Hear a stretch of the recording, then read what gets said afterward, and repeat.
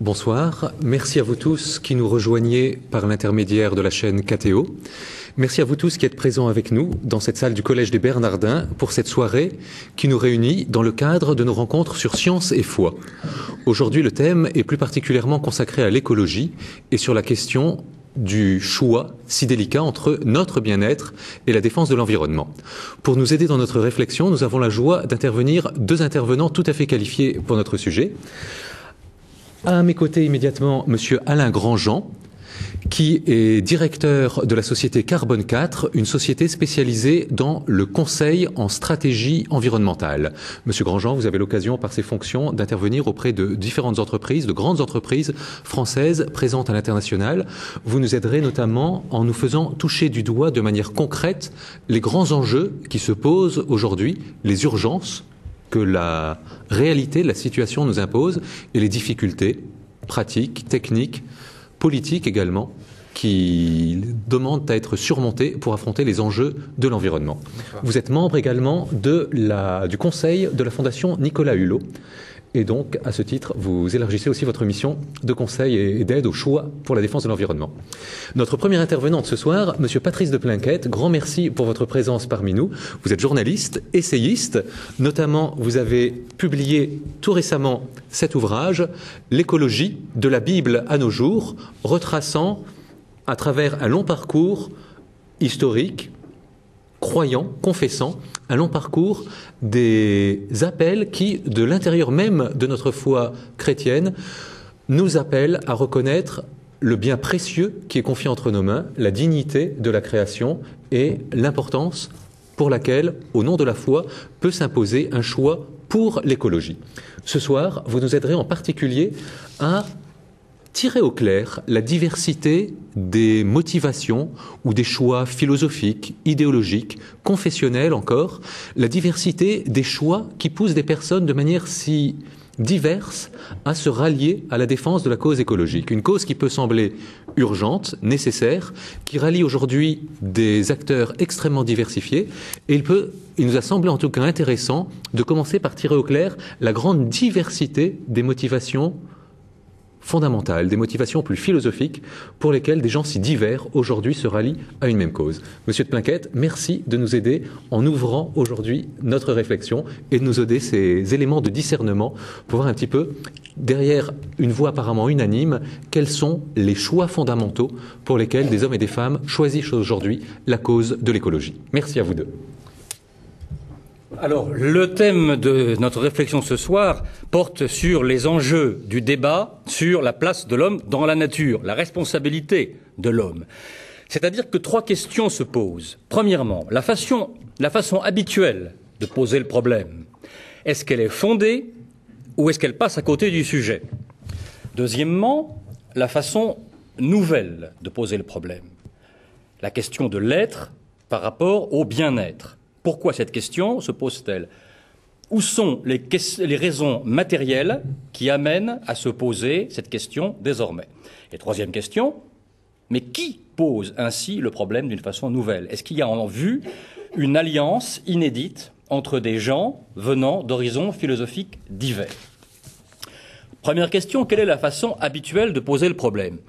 Nous l'avons indiqué dans le texte de présentation de ce débat, je le cite, « L'amélioration des conditions de vie de l'humanité fait partie des grands chantiers de ce début du XXIe siècle, mais l'accroissement du bien-être révèle son impact souvent négatif sur l'environnement, qui se traduit notamment par l'augmentation de la pollution. » Fin de citation. Ça, c'est la façon habituelle de poser le problème. Mais regardons-y de plus près. En ce début du XXIe siècle, et surtout maintenant en 2009, nous ne sommes pas seulement en face d'un chantier consistant à améliorer les conditions de vie de l'humanité, c'est-à-dire à produire du bien-être et à le produire selon le schéma optimiste des années 1990-2000. Un schéma ancien qui était fondé sur trois axiomes. 1. La croissance sans limite. 2. La puissance sans limite de la technique. 3. La promesse sans limite de la globalisation.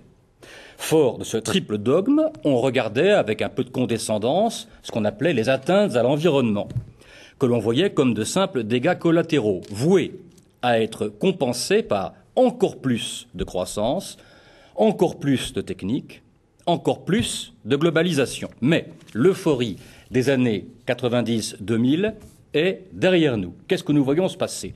Qu'est-ce que nous voyons tous en direct autour de nous? Des séismes de plus en plus violents qui font craquer le système global. Sur le plan du bien-être, nous avons vu les émeutes de la faim dans l'hémisphère sud, émeutes dues au marché des matières premières alimentaires et à l'assujettissement de l'agriculture des pays pauvres du sud aux besoins des pays riches du nord. On a vu éclater la polémique des agrocarburants, accusés de réduire dangereusement l'espace des cultures vivrières des pays pauvres. On a vu éclater la polémique des OGM, accusés de pousser au suicide des milliers de petits paysans asiatiques. Et en 2008, pour culminer, la crise du modèle global a atteint un nouveau palier, quand la finance américaine, qui était le phare et le modèle du capitalisme financier mondial, a implosé et déclenché une réaction en chaîne d'une ampleur et d'une gravité ravageuses sans précédent dans l'histoire. Il ne s'agit donc plus d'un chantier produisant du bien-être pour l'humanité. Il s'agit d'une finance casino, irresponsable, folle, un capitalisme qui perd la raison, selon la formule de Joseph Stiglitz, prix Nobel d'économie, ancien vice-président de la Banque mondiale et membre de l'Académie pontificale des sciences sociales. Ce qui saute aux yeux aujourd'hui, c'est que la façon ancienne de présenter les choses n'était pas exacte. Il n'est plus possible de dire que les pays riches ont le bien-être matériel et que les pays émergents vont y accéder à leur tour. Pour que cette idée ait un sens, il faut commencer par définir ce qu'est le bien-être et surtout, il faut savoir si un certain genre de bien-être est appelé à durer, y compris et d'abord dans les pays riches, chez nous, ici. Si on appelle bien-être la consommation de masse, toujours croissante, impulsée par une hypnose publicitaire, une ingénierie des désirs, visant à créer des besoins superflus à l'échelle de dizaines de millions de consommateurs, pour faire tourner toujours plus fort la machine de production de masse, à coup de délocalisation et de dumping social, alors il est clair que ce modèle ne va plus fonctionner longtemps. Cela pour une raison matérielle simple, le pic de pétrole. Et ceci nous amène à la deuxième question, la façon nouvelle de poser le problème. La question de l'être par rapport au bien-être. Pourquoi cette question spirituelle? Eh bien, justement, à cause de cette raison matérielle, massive, inéluctable, l'extraction de pétrole va se mettre à décliner à l'approche de l'épuisement des réserves géologiques. Le pétrole va devenir de plus en plus cher, même si la crise économique actuelle masque provisoirement cette certitude. À partir de là, le modèle économique actuel va devenir impraticable. Aucune énergie de substitution ne pourra remplacer le pétrole dans ses fonctions actuelles. Le gaz naturel, non plus, ne pourra pas le remplacer. Ce sera donc la fin de l'énergie bon marché. Ce sera donc la fin du type de société auquel nous sommes habitués. Et c'est déjà commencé. En 2007 et au début de 2008, la hausse des prix pétroliers et des denrées alimentaires a appauvri aux États-Unis les emprunteurs fragiles, les rendant insolvables, d'où les faillites de banques, aggravées par les pratiques démentielles de la titrisation, et d'où la crise et la récession massive mondiale actuelle. Quel que soit l'état dans lequel nous laissera la crise actuelle, la fameuse croissance illimitée sera dangereusement handicapée. Elle aura même du plomb dans l'aile par la raréfaction des ressources naturelles. D'un côté, il y a la baisse de production pétrolière, il y aura. De l'autre côté, il y a déjà la pollution des terres, des mers et de l'atmosphère. Pollution largement due à notre mode de vie actuel. Donc, nous allons devoir inventer un type de société nouveau, totalement inédit ici, chez nous, une société sobre. Perspective qui remplace l'idée habituelle selon laquelle on disait que les pays pauvres ont droit au même consumérisme que les pays riches, etc. Mais c'est justement le consumérisme qui a du plomb dans l'aile. Et c'est une perspective révolutionnaire, car, comme nous le disions à un colloque récemment à Lyon, La fin de l'énergie bon marché, c'est la fin du mythe de la croissance économique illimitée, c'est la fin du productivisme industriel capitalisme du XXe siècle, c'est la fin du libre-échangisme de l'Union européenne, c'est la fin de l'aviation commerciale de masse, c'est la fin de la grande distribution, etc., etc. Ainsi que nous le constations, je vous le disais, fin janvier à Lyon, à ce colloque qui a été ouvert par le cardinal Barbarin et qui était organisé par l'association Chrétiens et Pic de pétrole. Il y a 2 ans, le pape Benoît XVI appelait à changer, disait-il, le modèle économique global. C'est bien de ça qu'il s'agit, si on veut être à la hauteur de l'enjeu. Il faut inventer une société sobre, une économie relocalisée, décentralisée, autosuffisante, par la décroissance de la consommation de matière et d'énergie. Ce qui veut dire mobiliser la société autour d'une économie solidaire et sociale. Économie solidaire et sociale, inséparable de l'écologie pour les raisons qu'on vient d'évoquer. Cette mobilisation est indispensable. Sera-t-elle possible? Question redoutable, parce que c'est notre avenir. Qui va expliquer aux populations occidentales dans quelle situation réelle elles se trouvent? Qui aura le courage de leur indiquer les choix à faire?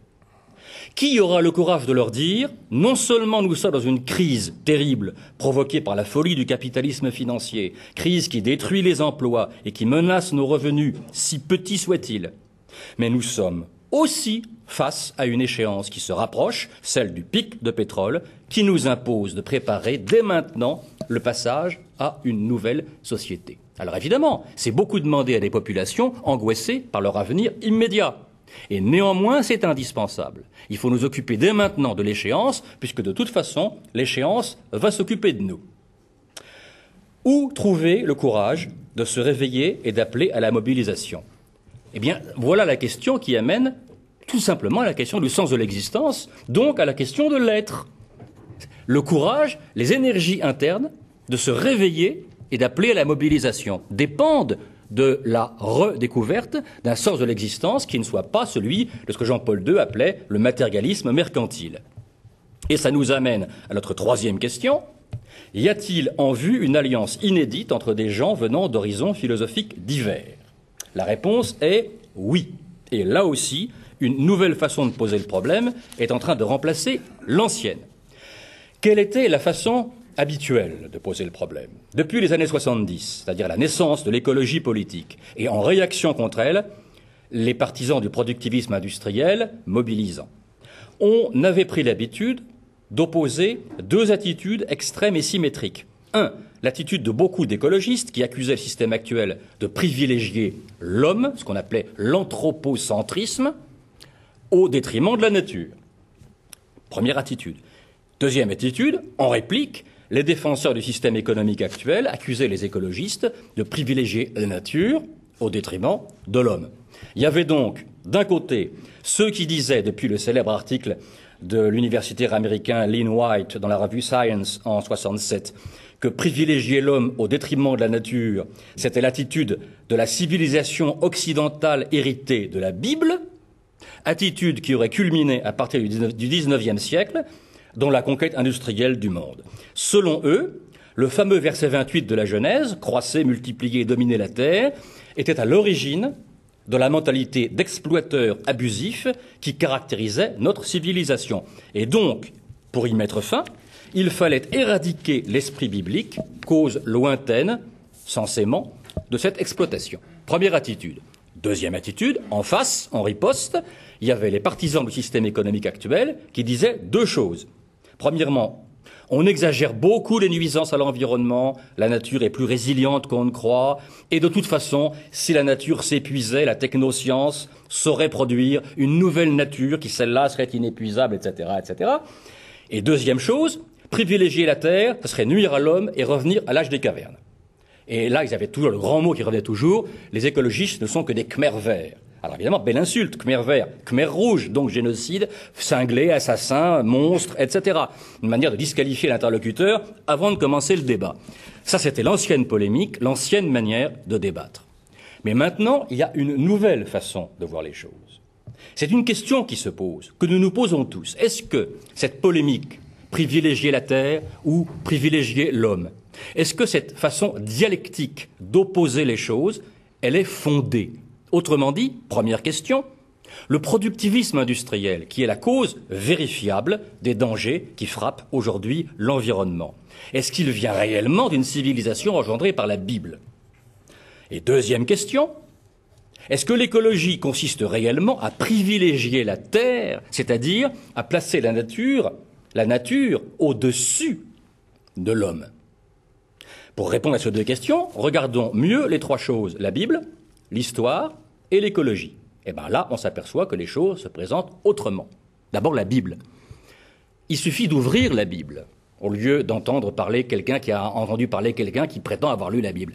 Eh bien, quand on la lit, on se rend compte que du livre de la Genèse au livre de l'Apocalypse, la Bible ne pousse pas l'homme à saccager la planète. Au contraire, elle le pousse, dans la durée du temps présent, à se conduire en responsable.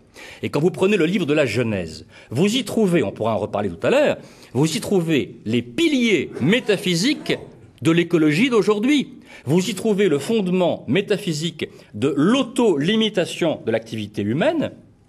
Vous y trouvez le fondement métaphysique du respect de la biodiversité. C'est dans la Genèse. Et vous trouvez dans la Genèse la rébellion de la nature, du sol, contre la violence de l'homme. Le sol qui se révolte contre Caïn, parce que Caïn y a versé le sang de son frère. C'est dans la Genèse. Les piliers de l'écologie sont dans la Genèse. Ancien Testament.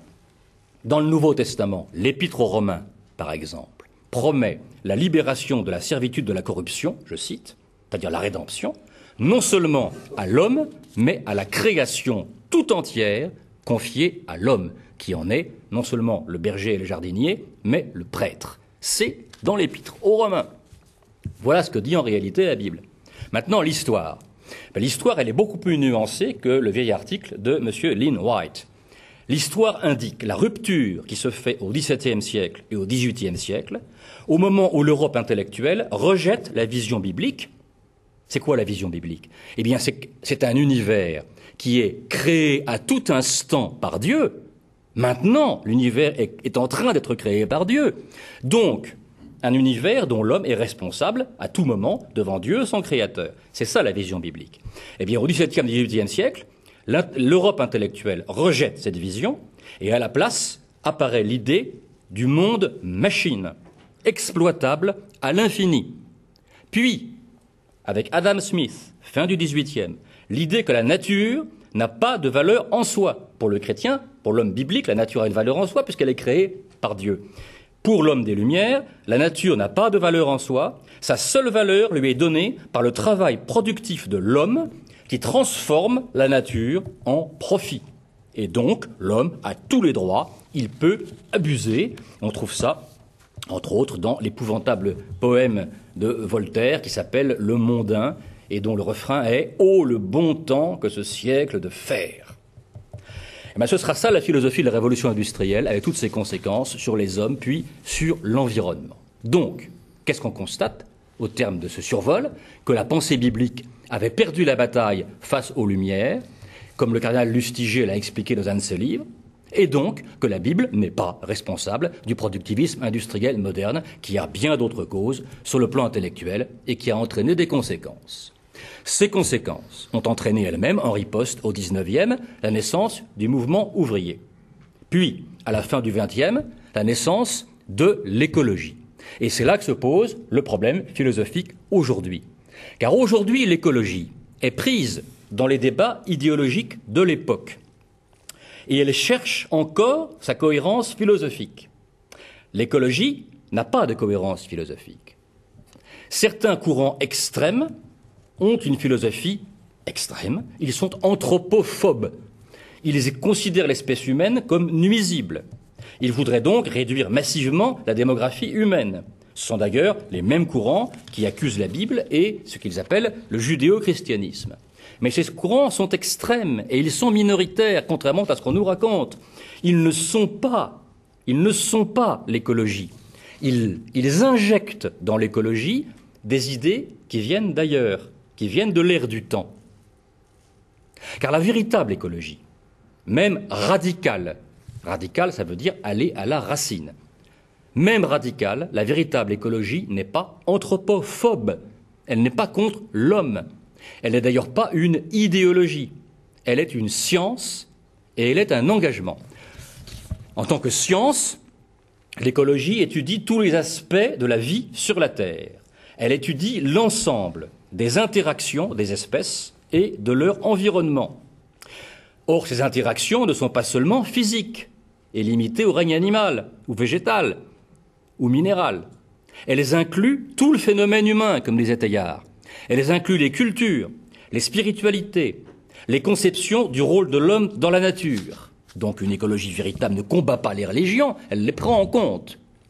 Une écologie qui combattrait les religions ne serait pas une écologie véritable. L'écologie n'est donc pas seulement naturelle ou physique, elle est aussi humaine, c'est-à-dire qu'elle concerne notre art de vivre, avec son impact sur l'homme et sur l'environnement, impact qui dépend largement de la forme des sociétés, de la forme de nos cultures, de la forme de notre économie, c'est-à-dire de nos diverses façons d'être au monde.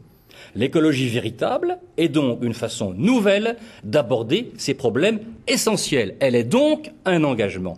Et l'écologie politique, ce n'est pas un parti politique pour faire carrière.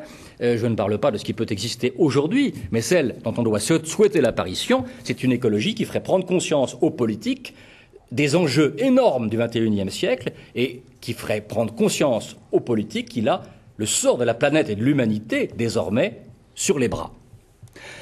Façon évidemment nouvelle de poser tous ces problèmes.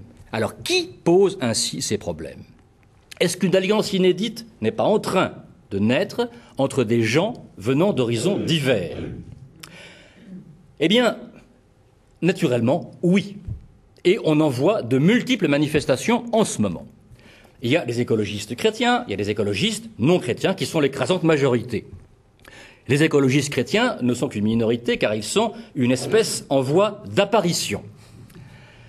On peut les trouver chez les catholiques, chez les protestants, chez les orthodoxes. Ce sont les protestants qui ont commencé avec plusieurs longueurs d'avance, les protestants, je dirais, classiques, mais aussi maintenant les protestants évangéliques que l'on avait cru pendant des années condamnés à rester dans l'orbite de George W. Bush et des lobbies industriels américains. Eh bien, on voit apparaître un mouvement évangélique écologique aux États-Unis de plus en plus important et qui a lancé un extraordinaire manifeste pour la sauvegarde de l'environnement en 2007, fin 2007, dont je vous recommande la lecture. C'est un texte absolument superbe que nous pourrions tous signer des deux mains. D'ailleurs, les évangéliques français sont dans le même sillage. Mon ami le pasteur Rochat, par exemple, a lancé ce concept que je trouve très beau d'écologie de l'être et dont on pourra parler parce que je pense qu'il est vraiment fondateur. C'est un concept creuset dont peuvent sortir des choses admirables. Chez les catholiques, mais chez les catholiques, une chose que le peuple catholique ne savait pas, parce qu'on ne lui avait pas dit, c'était pas relayé par les paroisses, et c'est bien dommage, c'est que pendant tout son pontificat, Jean-Paul II s'est battu pour l'écologie. Il a fait des discours écologiques d'une puissance et même d'une véhémence, comme son message pour la journée de la paix du 1er janvier 90, qui était un message extraordinaire. Jean-Paul II était un grand pape vert, et je dirais même un écologiste de combat. Benoît XVI aussi. 6 mois avant d'être élu pape, Benoît XVI écrivait à la revue L'Écologiste, qui est la revue la plus radicale des revues radicales écologistes, qui avait, elle, fait un article tout à fait louangeur à la gloire du livre de Benoît XVI sur la liturgie, à cause de la dimension cosmique de la liturgie catholique. Et Benoît XVI écrivait à la revue L'Écologiste, eh bien, il faut qu'un dialogue se noue entre les théologiens catholiques et toutes les formes d'écologie, de pensée écologique. Toutes, y compris les moins chrétiennes. Car si on dialoguait qu'entre gens qui sont d'accord entre eux, ça ne serait pas très intéressant. Les papes verts, indiscutablement. Les évêques. Les conférences épiscopales, une par une, s'engagent. Par exemple, en décembre dernier, ce document très intéressant que je vous recommande à tous, la création au risque de l'environnement par la conférence des évêques de France. Un texte tout à fait intéressant. Et les laïcs, non moins engagés. Je vous ai parlé à 2 reprises de ce colloque organisé à Lyon par l'association Chrétiens et Pics de Pétrole il y a 3 semaines, qui était absolument passionnant par le public qui l'a brassé et qui venait de tous les horizons possibles. Mais les orthodoxes aussi, dans ce document très intéressant, les fondements de la doctrine sociale de l'Église orthodoxe russe, qui est sorti il y a 1 an et demi, le patriarche de Smolensk, qui est maintenant le patriarche de Moscou, Cyril, lançait le combat écologique aussi, chez les orthodoxes, il y en a un chapitre entier. Donc, les écologistes chrétiens, espèce en voie d'apparition, mais espèce qui se développe à grande vitesse et qui est appelée à un bel avenir. La tendance, je dirais, écolophobe, car elle a existé chez les chrétiens, a donc perdu la bataille, et tant mieux. Deuxièmement, je vous disais que les écologistes non chrétiens sont l'écrasante majorité. C'est la grande majorité des sensibilités écologistes parce qu'elles sont dans l'air du temps. Mais justement, la part d'air du temps, je dirais la part de conformisme qu'il peut y avoir chez les écologistes qui n'ont pas fait le tour du problème et qui n'ont pas cherché les racines anthropologiques, philosophiques, métaphysiques de leur engagement, les concessions qu'ils peuvent faire aux idées qui sont dans l'air aujourd'hui dans la société matérialiste mercantile introduisent une incohérence dans leur démarche parce qu'ils sont écologistes dans certains domaines et ils ne le sont plus dans d'autres. C'est là qu'on trouve par exemple des gens qui sont absolument contre le fait de violenter la nature, mais qui sont tout à fait d'accord pour qu'on violente l'être humain, parce que le politiquement correct d'aujourd'hui les y engage. C'est justement de ces incohérences qu'on peut les aider à sortir par un dialogue entre écologistes chrétiens, écologistes non chrétiens, sur finalement ce qui est le fondement de tout et qui est le sens de l'existence. Pourquoi sommes-nous là? Où allons-nous? Qu'est-ce que nous faisons? D'où l'intérêt mutuel d'un dialogue avec les chrétiens sensibles à l'écologie. Et j'en ai terminé ainsi avec ce survol en espérant n'avoir pas dépassé mon temps de parole. Absolument pas. Un grand merci à vous, Monsieur de Plaquette.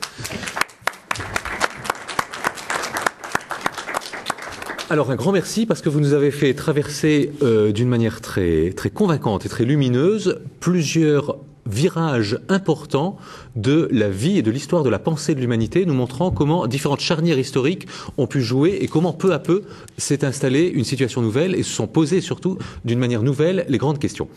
Vous avez permis de mesurer combien nous vivons une époque singulière, tant par l'ampleur des questions qu'elle a affrontées, que par la convergence inattendue de groupes qui se réunissent aujourd'hui pour parler ensemble de la manière d'affronter ces questions. Le temps est certainement, vous l'avez évoqué dans votre dernière partie, le temps est certainement favorable pour un dialogue nouveau entre des groupes qui auparavant se tournaient le dos s'ils ne se contentaient pas de s'ignorer paisiblement.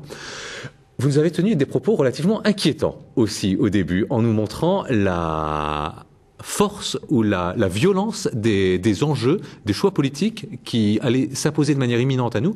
Monsieur Alain Grandjean, vos fonctions sont plutôt, je crois, de conseiller, peut-être de rassurer les dirigeants politiques ou les dirigeants d'entreprise et aussi de les inviter à une action cohérente et décidée.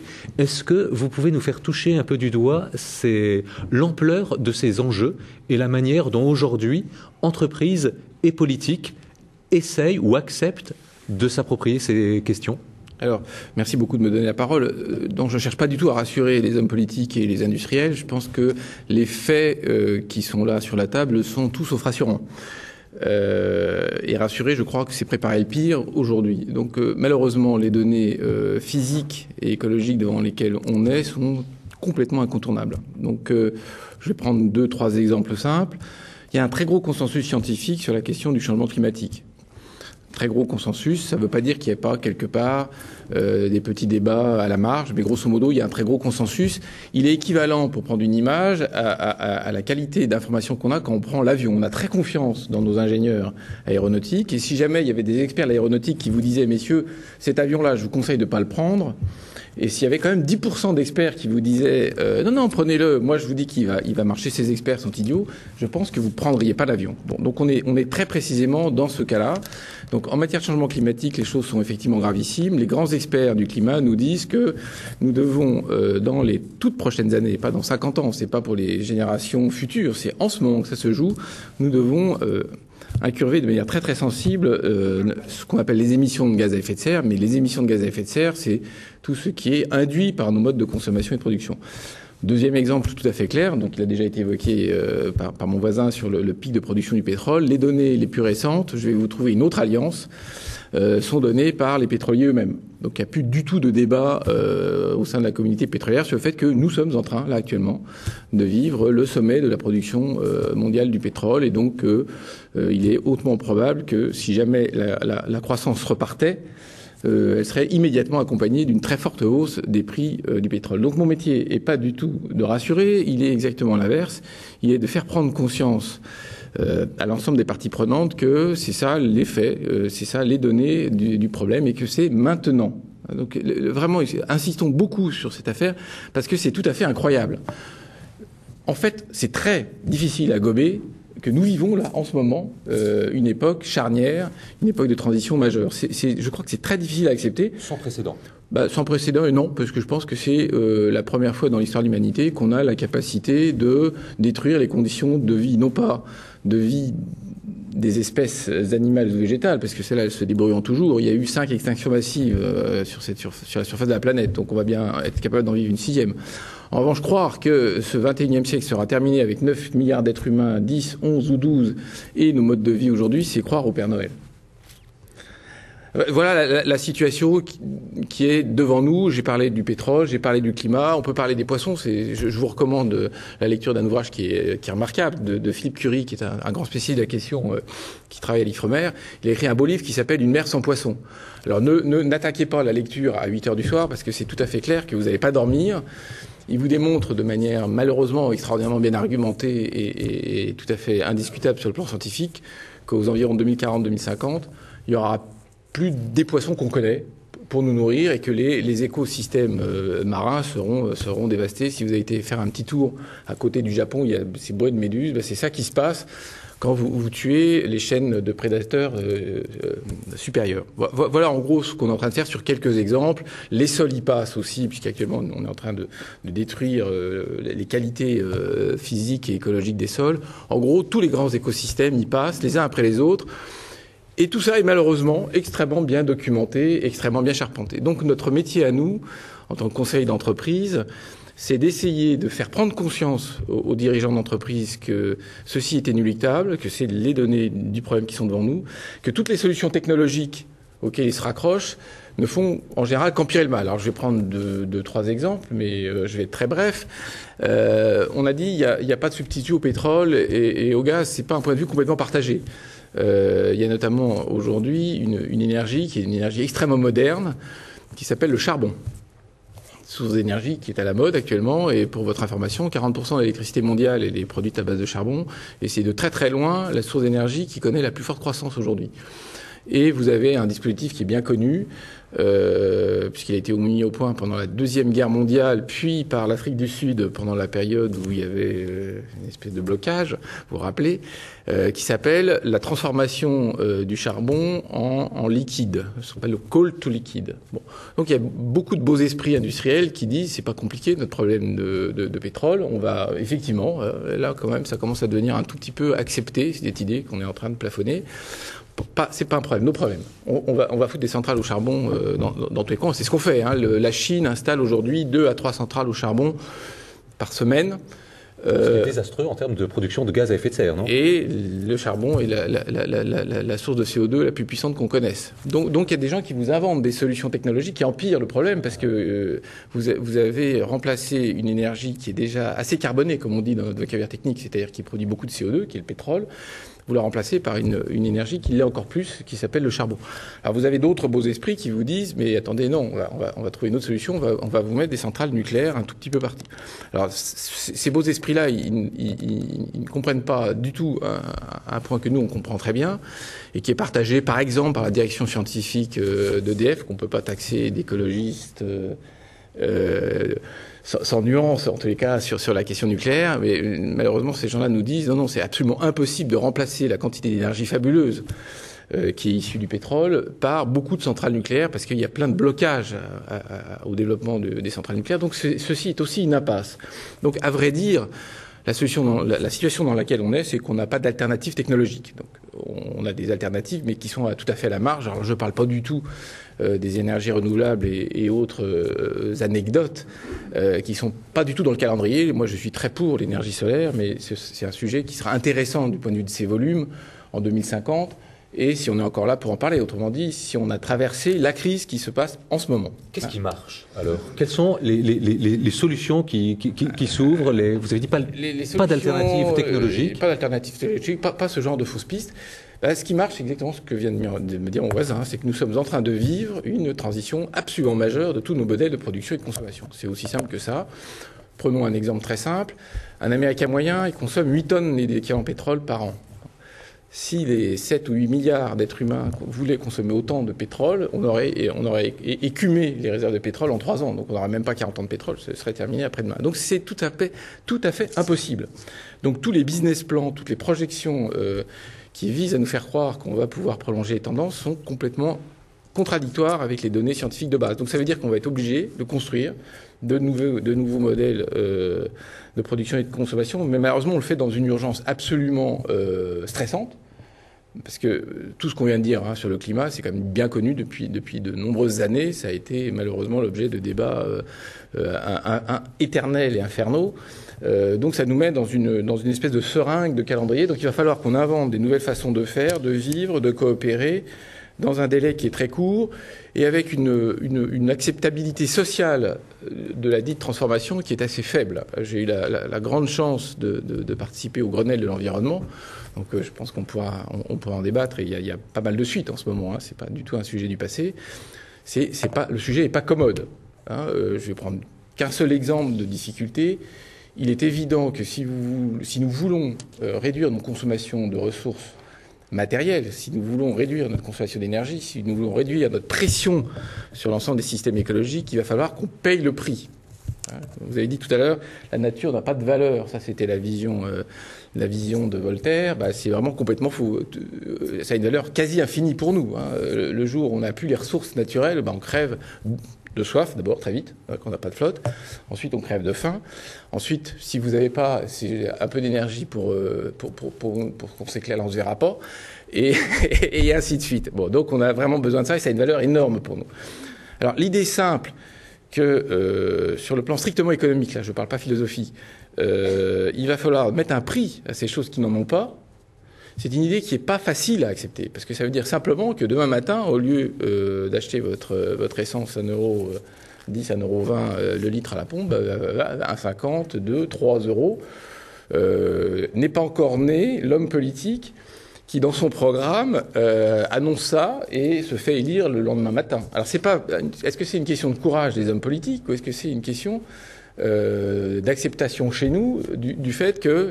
Excusez-moi, j'allais dire la messe est finie, mais non, que ce sujet-là est terminé. C'est-à-dire l'ère de l'énergie bon marché, c'est terminé, mais il faut l'accepter soi-même, parce que ça veut dire que pauvres, moins pauvres, riches, il va falloir qu'on accepte ce genre de choses. Alors ça, c'est pas commode. Alors de manière très convaincante, l'un et l'autre, vous nous expliquez que nous assistons à un virage historique, un virage dans la manière d'aborder le problème, un virage aussi, un déplacement. En tout cas, les questions se posent de manière technologique, mécanique, et en tout cas, ce n'est pas dans ces registres que nous pouvons espérer trouver les réponses. Les réponses, si elles sont à trouver, elles doivent être trouvées, ce sera du côté de l'économie, du politique, de l'éthique aussi, d'une manière, ou en tout cas dans l'invention d'un nouvel art de vivre.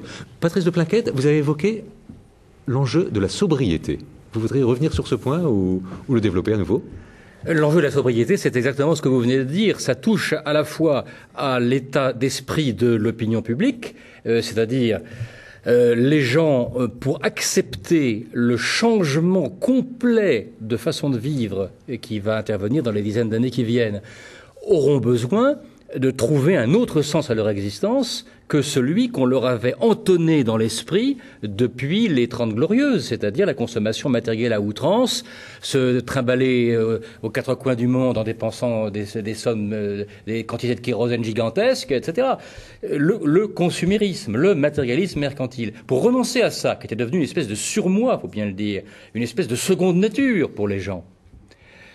Et on voit un nombre de drames dans les faits divers qui s'expliquent par ça, parce que les gens qui ne peuvent plus payer, leur existence n'a plus de sens, puisque c'était le seul sens de leur existence. C'est criminel d'ailleurs de la part du système qui les a vidés de toute autre raison de vivre que de consommer. Parce qu'en période de crise d'austérité, etc., la consommation n'est plus ce qu'elle était, et les gens disent « mais alors qu'est-ce que je deviens ? Je ne suis plus rien, ma vie n'a plus de sens ». C'est terrible.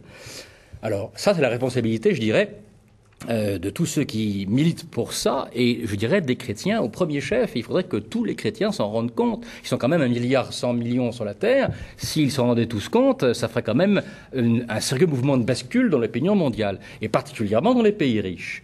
Et là, j'en appelle aux catholiques français, et je leur dis, vous avez quand même beaucoup de retard, d'abord sur nos frères protestants, et vous avez beaucoup de retard sur l'Église, sur les papes, les évêques, etc., qui vous demandaient depuis des années de prendre conscience de votre responsabilité vis-à-vis de votre propre vie d'ailleurs, et vis-à-vis de l'explication de tout ça autour de vous, sur votre lieu de travail, en faculté, à la cafétéria, au restaurant, en famille, etc. Vous êtes responsable de ça. Ne faites pas comme si le problème n'existait pas et comme si l'Église ne vous en parlait pas, parce qu'elle vous en parle.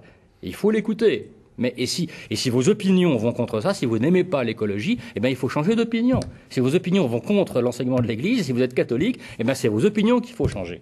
Ça, c'est clair. Maintenant le politique. D'abord, il faudrait qu'il se réinvente parce qu'il s'est sabordé dans les années 90 au profit de la finance internationale, au moment des grandes illusions de la dérégulation mondiale, etc. Eh bien, il faut que le politique se réinvente. Il faut qu'il comprenne que la mission du politique à l'échelon national, mais à l'échelon régional et à l'échelon mondial au XXIe siècle, ça va justement être de prendre les décisions qui vont permettre à l'humanité de prendre en charge tout ça.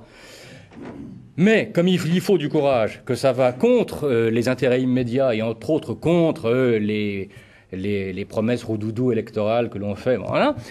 Si un puissant mouvement de masse ne se dessine pas dans l'opinion, et là encore, il faut le faire naître, et ne fait pas pression sur le politique ne bougera pas, il restera inerte, comme il l'est à l'heure actuelle.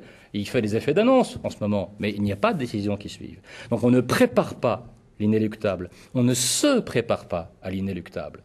Et comme je le disais tout à l'heure, si on ne s'en occupe pas nous-mêmes de l'inéluctable, c'est lui qui va s'occuper de nous. Et ça va mal se passer.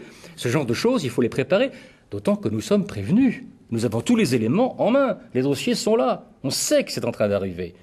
Alors, y aller à reculons, c'est suicidaire. Donc, voilà, c'est la responsabilité de tout le monde. Et je le redis, les chrétiens doivent se considérer comme vraiment responsables, parce qu'en plus, eux, ça fait plusieurs milliers d'années que par leur texte saint, ils savent que la création est confiée à leurs bons soins et qu'ils ne sont pas là pour la saccager. Et vous nous faites toucher du doigt vraiment cet enjeu essentiel de l'être chrétien au sein de la société, qui est de contribuer justement par notre manière de vivre et notre accueil de ces enjeux nouveaux qui nous fait contribuer à la diffusion ou à l'essor de cet état d'esprit ou de cette nouvelle manière de vivre. S'il faut que notre société apprenne la sobriété, il me semble que vous avez mis vraiment sous les yeux quelle est notre responsabilité chrétienne pour vivre personnellement et aider notre société à redécouvrir cette direction possible. Alain Grandjean, vous souhaitez réagir sur la même question? J'en ai une autre qui me vient à l'esprit aussi sur la dimension internationale. Je vais juste réagir sur la question de la sobriété. La sobriété, pas toujours là où on croit. Il y a eu des très grandes campagnes sur les éco-gestes qui sont des campagnes intéressantes. Hein. On est plus ou moins tous habitués à faire nos tri sélectifs assez proprement, etc. Bon. Sauf que sur les très gros sujets d'urgence, hein, qui sont les sujets qui touchent au climat et à l'énergie, les éco-gestes, c'est pas ça du tout. Hein. C'est radicalement de prendre l'avion, c'est mettre sa voiture n'importe où et c'est posé dans un parking et c'est maximiser tous les modes très doux de transport, ce qui est très compliqué. Ça demande des efforts extrêmement violents. Parce que, en même temps, tout est fait pour nous inciter à faire autrement. Je prends un exemple personnel. J'ai une fille qui était en Italie pendant plusieurs années, à Venise. Si elle veut faire Venise-Paris en low cost, ça doit lui coûter 30 € si elle s'organise bien. Donc, en gros, c'est le déplacement Beauvais-Paris qui lui coûte un peu plus cher que le déplacement Paris-Venise en Italie. Si elle le fait en train, c'est 10 fois plus cher, pas loin. Elle a des risques personnels parce que la traversée la frontière, c'est pas commode. Donc c'est vrai que les efforts individuels et l'appel aux efforts individuels, c'est un appel qui est absolument indispensable parce que les politiques ne bougeront que si l'opinion bouge, ça c'est tout à fait clair. Néanmoins, ça va pas suffire. Hein. Il va falloir aller plus vite et donc je suis tout à fait certain que pour éviter des guerres, parce que grosso modo, l'enjeu écologique actuel, c'est juste un enjeu de paix. Et quand je dis actuel, c'est actuel. Hein. C'est-à-dire on est au bord de conflits lourds sur l'accession aux ressources au niveau mondial. Donc on est au bord de guerres extrêmement violentes. C'est tout à fait clair qu'on n'a pas le temps d'attendre la bonne volonté des uns et des autres. Donc il va falloir qu'on mette en place des régulations politiques Et j'enchaîne sur l'international. Oui. Qu'est-ce qui se dessine justement comme logique de coopération ou de concertation internationale? Alors, je vais raconter une anecdote là aussi pour... Il y a Pachauri qui est président du GIEC, donc cette fameuse instance qui a coordonné tous les efforts scientifiques du monde sur le climat, et c'est grâce au GIEC qu'on a une bonne vision de ce qui se passe en matière de climat. Pachauri a fait une intervention, c'est un Indien, il conseille le président indien à Sciences Po. Et c'était il y a 2 ans, et il disait, c'est pas encore trop tard. Ce n'est pas encore trop tard. L'étudiant lui dit, Monsieur Pachauri, j'ai bien compris, mais quand est-ce qu'il sera trop tard? Il dit, ce sera trop tard dans 2 ans. C'était il y a 2 ans. Donc on est en train d'être dans la période où ça commence à devenir trop tard. Pourquoi? Parce que sur nos sujets, mais sur la biodiversité et les ressources biologiques, c'est exactement la même chose. Sur ces sujets-là, il y a des négociations internationales qui sont en train de se faire actuellement. Il y a eu Bali, il y a Poznan qui vient de se terminer en décembre de l'année dernière. Et cette année, il y a des négociations internationales à Copenhague. C'est un grand round de négociations sur le climat qui doit permettre de trouver un accord international qui permet de régler les droits et les devoirs de tous les pays du monde à partir de début 2013. Sachant que le protocole de Kyoto, qui n'est pas un protocole très contraignant, mais règle un peu un certain nombre de problèmes, lui s'arrête définitivement fin 2012. Si à Copenhague, ou quelques mois après, une image, dire que c'est trop tard à la fin de cette année, on n'arrive pas à trouver d'accord international, ça veut dire que les égoïsmes des nations vont l'emporter sur les coopérations entre nations. Et il y a de bonnes raisons de penser que les égoïsmes des nations vont l'emporter, parce que vous êtes patron de la Chine. Si vous ne mettez pas de l'énergie à la disposition de vos citoyens, vous avez une émeute et vous avez des milliers de gens qui sont des centaines de milliers, des millions de gens qui sont là à vous foutre dehors. Et c'est pas simple quand vous êtes 1,3 milliard de régler les problèmes de paix et de stabilité. Donc il y a de bonnes raisons de penser que c'est compliqué d'avoir un accord international en 2009-2010. Et dans ce cas-là, des sociétés comme Shell, qui n'est pas non plus considérée comme la société la plus écologiste ou la plus extrémiste, vous fait des scénarios d'évolution de la situation qui sont terrifiants. Parce que si les égoïsmes et les nationalismes l'emportent, il y a une autre raison de plus de le croire d'ailleurs, c'est la crise financière actuelle qui fait du repli sur soi de chacun et de tous. Vous avez les nationalismes et les égoïsmes qui l'emportent. Donc, comme on a pénurie de ressources, il y a un gâteau qui est trop petit à se partager, forcément, on va se foutre sur la gueule, si vous me permettez cette expression. Donc, les besoins aujourd'hui de coopération internationale et les besoins de passer de la logique darwinienne de l'économie de marché à une logique de régulation et de coopération internationale sont urgentissimes. Alors, on peut peut-être inverser le sujet en disant, finalement, c'est une super bonne nouvelle, c'est la seule. Nous sommes contraints à la coopération. Et si on ne le fait pas, c'est le pire qui va nous arriver. C'est quand même la première fois dans l'histoire de l'humanité qu'on est dans une situation de contrainte aussi intense et de visibilité sur les conséquences de ce qui se passe si on ne coopère pas. J'insiste un tout petit peu sur ce point. C'est la première fois dans notre histoire collective que nous avons autant de moyens scientifiques de sentir comment les choses vont se passer si on fait n'importe quoi.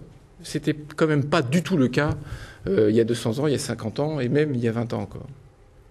Ce qui redouble, si je comprends bien, l'exigence de sobriété dans la mesure où il ne s'agit pas seulement de contribuer à avancer vers un nouvel équilibre à l'intérieur de nos sociétés, mais il faut aussi, dans une logique bien compréhensible, quasiment de donnant-donnant, expliquer et être convaincant en cela à nos partenaires moins favorisés du point de vue industriel, économique, technologique aujourd'hui, qu'ils ont de bonnes raisons de faire eux aussi des choix de respect de l'environnement, parce qu'en cela, les pays occidentaux les aideront d'une manière ou d'une autre. Et ça, ils l'accepteront que s'ils voient que les pays riches de l'hémisphère nord prennent leurs responsabilités et changent de façon de vivre. Oui. Parce que il est évident que si on leur dit « nous avons notre bien-être, nous vous interdisons à vous d'accéder au même niveau », à ce moment-là, c'est la guerre. Il est clair que c'est la guerre.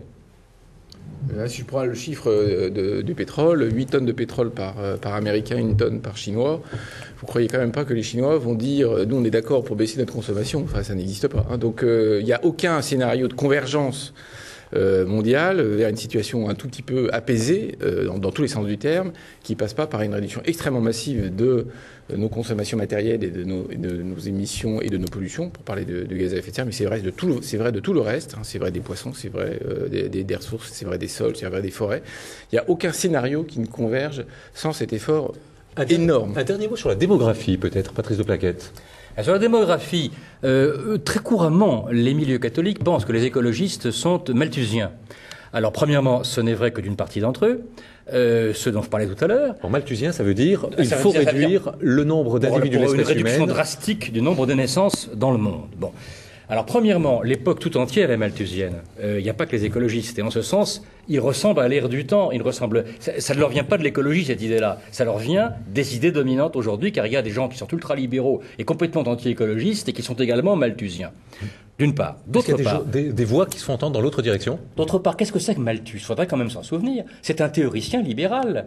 C'est Malthus. Malthus était un économiste de l'école d'Adam Smith. Et s'il était contre les naissances, c'était pour des calculs de rentabilité économique de l'économie libérale. Et quant à Darwin, où Darwin est-il allé chercher son idée de la lutte pour la vie, de la guerre de tous contre tous? Chez Malthus. C'est Darwin qui le raconte. Au moment où Darwin commençait à mettre sa philosophie sur pied, il a lu l'essai sur le principe des populations de Malthus. Il a dit, mon Dieu, c'est ça l'idée. Et il a importé le malthusianisme dans le darwinisme. Darwinisme qui est, comme vous le disiez, tout à fait fondateur dans la pensée économique libérale. Or, le mouvement écologique est un mouvement évidemment antilibéral. Donc il se retrouve anti-darwinien et anti-malthusien en même temps, mais un certain nombre d'écologistes ne le savent pas. Il faut justement les aider à en prendre conscience. Merci beaucoup. Nous allons devoir conclure et en tout cas nous quitter maintenant, nous séparer de nos spectateurs de KTO. Pour notre part, nous demeurons pour une seconde heure de débat, cette fois avec vous, public qui nous avez rejoint dans cette salle du Collège des Bernardins. Je me permets de remontrer à nouveau à l'écran votre ouvrage, Monsieur de Plainquette, et peut-être si vous souhaitez me passer l'un ou l'autre de ces ouvrages dont vous nous avez parlé, pour que nos spectateurs puissent en prendre les évêques français, connaissance, les orthodoxes russes, texte publié par la Conférence des évêques de France, l'ouvrage publié par nos frères orthodoxes, une nouvelle revue, les orthodoxes russes, les cahiers de Saint-Lambert, et d'autres revues que malheureusement le temps nous empêchera de voir. Il me faut annoncer pour la semaine prochaine le thème de ce mardi des Bernardins. Faut-il avoir peur de la prolifération nucléaire? Un autre enjeu de dimension internationale. Merci à vous, chers spectateurs, merci à vous, et nous continuons maintenant notre débat avec notre salle.